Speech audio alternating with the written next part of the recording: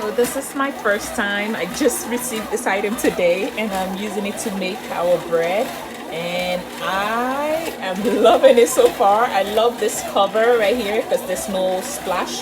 So if you need to pour something, you can actually open it over here and pour whatever you need to pour. So I just put all my ingredient in, and then I started on like a low setting, like minimum. So you just have the knob to turn it from medium, middle, and maximum. So you just control the speed. So this is actually minimum speed, and I think this is fast enough for me, and the dough is almost done. So this is bravo.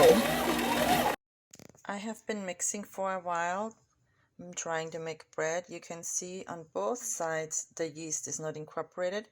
I turn it on now and you'll see the speed fast. It goes faster, then a little slower again. Let's get started.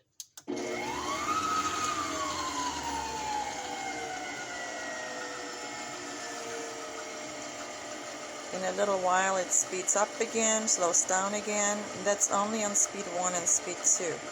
But the worst part is not picking up the sides.